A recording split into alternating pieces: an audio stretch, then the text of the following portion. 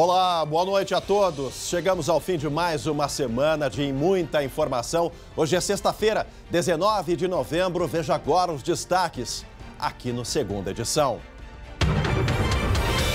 Um ano da morte de João Alberto Freitas. Nós voltamos ao local do assassinato. O que mudou na luta contra o racismo no estado? Não precisa mais de passaporte vacinal em Porto Alegre e também na Serra Gaúcha. Entenda por que não será preciso apresentar o comprovante de vacinação contra a Covid. A gente já explica.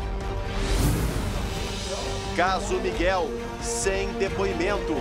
Mãe acusada da morte do próprio filho ficou em silêncio no segundo dia de audiência. A covardia que se cala. O SBT Rio Grande, Segunda Edição, começa agora e eu te convido. Vem com a gente.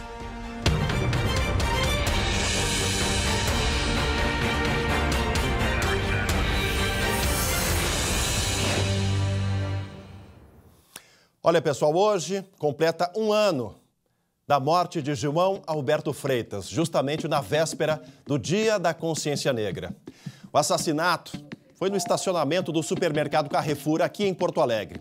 Um crime covarde, gravado por câmeras e visto por muitas testemunhas. E que a gente espera que não se repita nunca mais. Mas de lá para cá, o que mudou? O que mudou na consciência, na nossa sociedade? A Gabriela Lirina foi em busca dessas respostas e a gente vê agora na reportagem. Microcâmeras nos uniformes dos seguranças registram a movimentação. A tecnologia foi implantada nas lojas do Carrefour em Porto Alegre e será adotada em todo o país. Os seguranças que atuam dentro das unidades não são mais terceirizados e receberam treinamento de combate ao racismo. A empresa também passou a priorizar contratação de pessoas negras. Uma lição muito bem aprendida, infelizmente. Essa tragédia fez com que a gente visitasse alguns processos, alguns protocolos que nós não dávamos a atenção que damos agora. 6 pessoas, 2 ex-seguranças, uma ex-fiscal de caixa e outros 3 funcionários envolvidos na morte de João Alberto são acusadas por homicídio triplamente qualificado. Só os seguranças estão presos. Jamais pensaria que a violência viesse agir de tal forma, partindo de um estabelecimento comercial tão grande e tão famoso. Pressionado por entidades de combate ao racismo e órgãos de justiça, o Carrefour assinou um termo de ajustamento de conduta e anunciou investimentos de 115 milhões de reais para projetos antirracismo nos próximos 3 anos. A rede também criou um fundo antirracista de 29 milhões de reais. E fez um acordo milionário com familiares da vítima. Nada, nenhum valor vai justificar o que fizeram com ele ali. Porque ele não estava cometendo um roubo, não estava, fazendo nada de errado. Nós simplesmente fomos no mercado para comprar. Para a filha de João Alberto, as imagens de um ano atrás são difíceis de esquecer. É o que dói realmente bem lá no fundo, assim. É de estar vendo ele ali igual um bicho atirado no chão e estarem fazendo aquilo com ele. Em primeiro lugar, aqui o nosso abraço ao seu João Batista, pai do João Alberto, a Milena, a viúva, e a Thaís, a filha dele. Sentimentos por um ano, é uma data muito emblemática, né? Como eu disse no começo do programa, bem na véspera do Dia da Consciência Negra. E também agradecer ao Rafael Cavalheiro, nosso colega aqui do Fala Comunidade, que conversou com a família, pôde aí extrair, né, esse sentimento. Nada que seja feito pelo Carrefour, pelas autoridades, vai trazer a vida do João Alberto de volta. Mas eu vejo como positiva essa mudança de postura em nível de direção, né, de cima para baixo, mudança de postura, de consciência do supermercado, né, de transparência, de colocar, enfim, treinamento adequado, investir pesado em programas de diminuição de desigualdade, de quebra realmente dessa questão de racismo estrutural, porque sim, a gente, infelizmente, ainda vive um racismo estrutural, um racismo às vezes velado, às vezes escancarado. E racismo, homofobia, preconceito são situações que não combinam em pleno século XXI. Eu sonho um dia que a sociedade brasileira, o mundo, vá realmente ter em pé de igualdade, porque infelizmente a morte, o crime, ainda tem uma cor predominante, né? A cor de pele, quando eu digo. Eu tenho cor branca, mas sou descendente de libanês, alemão, italiano, português, descendência também afro, porque somos brasileiros, é uma mistura. Todo brasileiro tem todos os sangues. Então a gente precisa realmente combater isso de verdade. E o Carrefour vai demonstrando, né, aí com essas campanhas, com essa mudança de postura, com os acordos que foram feitos. É preciso valorar. A vida não tem valor, mas é preciso, de alguma forma, compensar essa covardia. E fica aqui a nossa pergunta: quando esse julgamento vai acontecer? Será que realmente são só os seguranças, né, são só os funcionários que vão ser arrolados nesse tribunal do júri, nesse júri popular, porque sim, se trata de um crime contra a vida, um crime de homicídio? Mas já é um caminho. Um ano depois, mudanças estruturais a gente observa. E que bom que uma empresa do tamanho do Carrefour trouxe realmente transparência para essas mudanças e serve de exemplo para outros, né, empreendedores, empresários, que esse é o caminho. Busca de igualdade e de transparência quando a gente lida com isso. E o assunto de hoje, a morte do João Alberto, nesse dia 19 de novembro, é o comentário de hoje na crônica do nosso mestre das panelas e das palavras, Pinheiro Machado.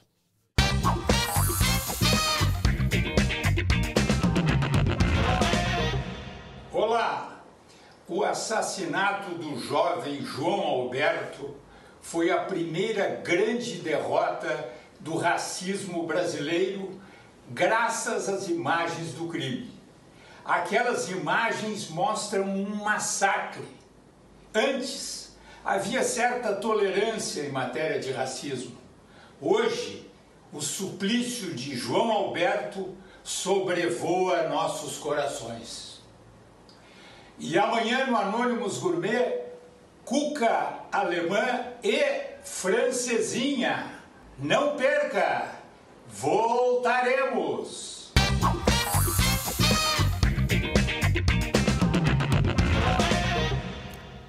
E olha, pessoal, terminaram nesta sexta-feira os depoimentos das duas acusadas e também das testemunhas do caso Miguel. Menino morto pela mãe e pela madrasta em julho desse ano, lá no litoral gaúcho. Quem conta pra gente é o repórter Lucas Abate. De cabeça baixa e balançando as pernas, Yasmin Santos Rodrigues aparentava nervosismo no segundo dia de audiência. Ao ser chamada para o interrogatório, a mãe de Miguel preferiu manter o silêncio. Ela só vai falar quando tiver acesso integral e, se ela for a júri, ela vai falar só no plenário. A namorada de Yasmin, Bruna Porto da Rosa, se emocionou ao ouvir o depoimento da própria mãe, testemunha do caso. Na vez dela falar, a madrasta de Miguel culpou a companheira e chorou ao contar como o menino foi morto. O depoimento fez com que até o juiz chorasse. A Bruna sustenta o tempo inteiro que estava na sala. Todas as vezes que tentou adentrar o cômodo do quarto, ela foi impedida. Se o magistrado entender que existem indícios da culpa, as duas serão levadas a júri popular por homicídio triplamente qualificado, tortura e ocultação de cadáver. A promotoria pede pena máxima. Todos os elementos de prova e produzidos, enfim, né, até então, levam a um juízo de pronúncia, né, que é justamente a confirmação daqueles termos que constam na denúncia, com o objetivo de que elas sejam submetidas, assim, ao plenário do Tribunal do Júri. Miguel dos Santos Rodrigues tinha 7 anos quando foi morto no dia 29 de julho em Imbé, litoral gaúcho, a 130 quilômetros de Porto Alegre. De acordo com as investigações, o menino foi amarrado e torturado dentro de casa. Já morto, foi carregado dentro de uma mala pela própria mãe e jogado no rio Tramandaí. O corpo do garoto nunca foi encontrado. É a perversidade de uma história de amor que teve aí como um estorvo, palavras do delegado Antônio Carlos Rax, nessa história. O menino Miguel era um estorvo para essas duas. E aí resolveram torturar e, por fim, pôr a cabo a vida do Miguel, que até hoje não foi encontrado. É um crime sem corpo e o que a sociedade gaúcha espera realmente é que essas duas sejam levadas a júri popular, que tenha um julgamento justo, né, como diz aí o rito do direito, mas sim, júri popular e uma sentença bem pesada para refletir na cadeia o que elas fizeram. A gente troca de assunto agora aqui no Segunda Edição para falar de combate à pandemia, de regras, de flexibilizações, porque na capital dos gaúchos a exigência de comprovante vacinal não será mais obrigatória e passa a ser uma recomendação. Vamos para a redação para saber qual foi o motivo dessa decisão com a Gabi Lerina, minha amiga. Acabou o passaporte vacinal, mas o nível de esquema vacinal completo está bastante alto, né, Gabi? Boa noite. Isso sim, Chemalho. Boa noite para ti e a todos que nos acompanham. Essa informação foi trazida, inclusive, pelo prefeito aqui da capital hoje à tarde, o prefeito Sebastião Melo, que trouxe essa informação através de um Twitter, das redes sociais, dizendo que essa flexibilização, ou seja, esta recomendação e não mais uma obrigação de apresentar o chamado passaporte vacinal, acontece porque a capital dos gaúchos ultrapassou 90% da população adulta com as 2 doses ou então com o esquema vacinal completo, como se chama. Hoje à tarde, então, nós fomos conferir, ver qual era essa situação e aí 91,1% dos adultos aqui de Porto Alegre estão com o esquema vacinal completo. Então, por isso, esta flexibilização acontece, isso está previsto no decreto estadual. Além disso, outras medidas, retirada do teto de ocupação de locais abertos e fechados,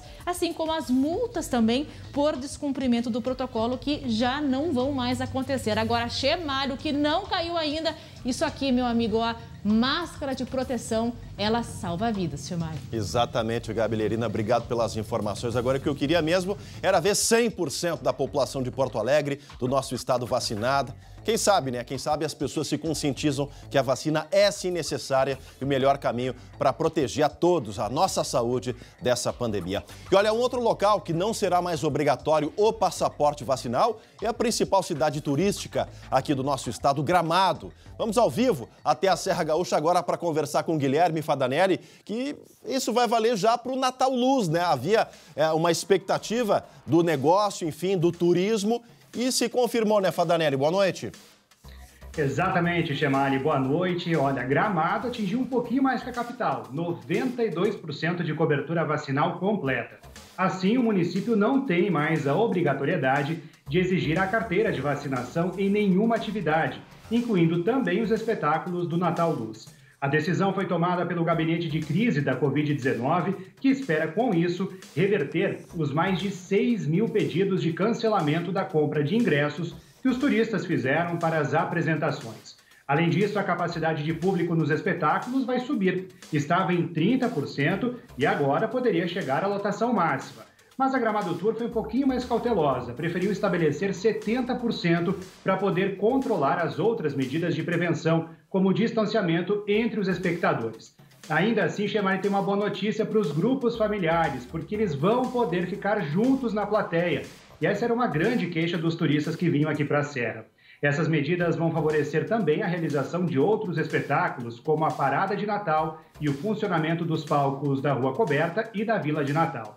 Mas agora, Chemali, vamos para o serviço, né? Já que o número de lugares da plateia aumentou, nós teremos aí mais ofertas de ingressos, né? Eles podem ser comprados no site natalluzdeGramado.com.br. E ó, só para o pessoal de casa ficar assim com gostinho para vir aqui para a Serra com a gente, esse fim de semana tem grande desfile de Natal, Nativitatem e o show de acendimento das luzes, que é de graça para todo mundo conferir, Chemali.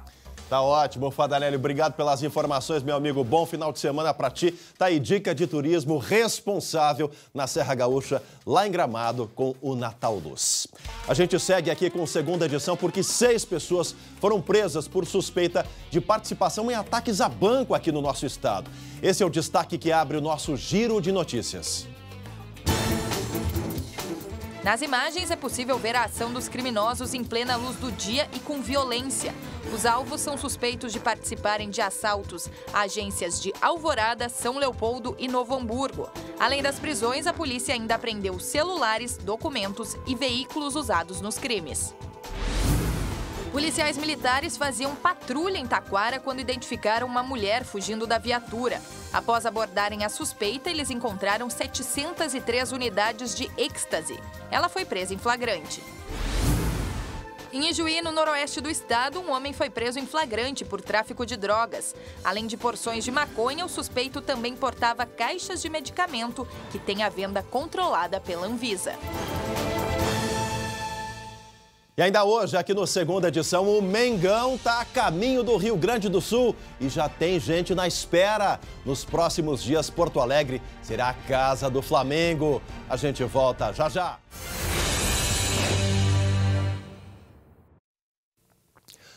Voltamos com a Segunda Edição para todo o nosso Rio Grande. Olha só, gente, que coisa boa. São os dias em que o sol surge brilhante, não é mesmo? Mas você aí, sabe se proteger dele e dos seus raios? Para isso, eu indico os protetores solares faciais Fatores 30 e 60 Revitarte Solar da Farmácias Associadas. Com proteção UVA e UVB, eles auxiliam na prevenção do câncer de pele e do fotoenvelhecimento. Os protetores solares são dermatologicamente testados. Possuem formulação oil-free, ou seja, não são oleosos. Têm textura leve e rápida absorção e são resistentes à água e também ao suor. Além disso, os protetores não bloqueiam os poros. Encontre os protetores solares faciais Revitarte Solar em toda a rede Farmácias Associadas, por apenas R$ 14,40 no fator 30 e R$ 18,99 no fator 60, sempre utilizando o seu cartão de vantagens.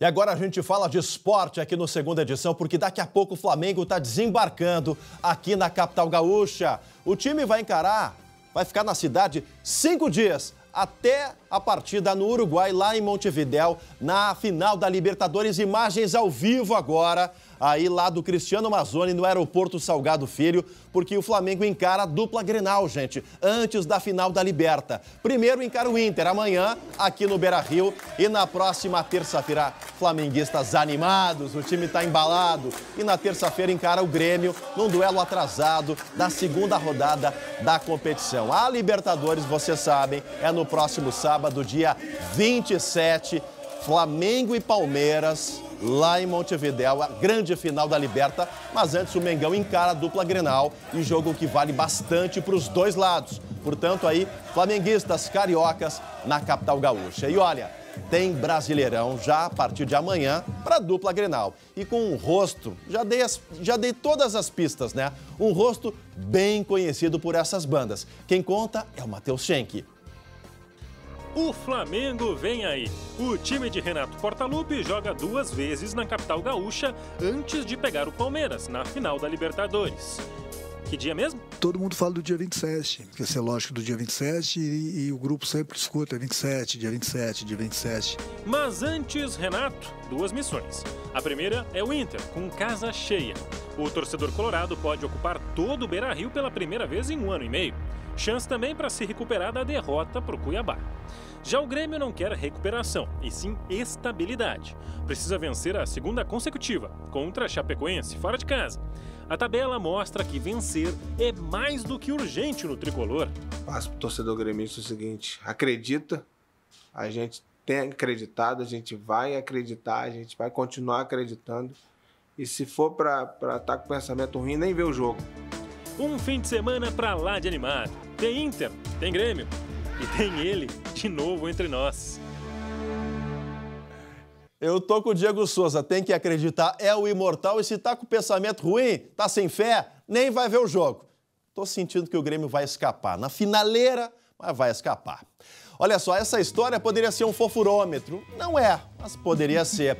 Bombeiros resgataram uma cachorrinha que estava presa em um bueiro. Essa operação durou 4 horas e a minha amiga Gabi Lerina vai nos dizer onde foi isso, Gabi.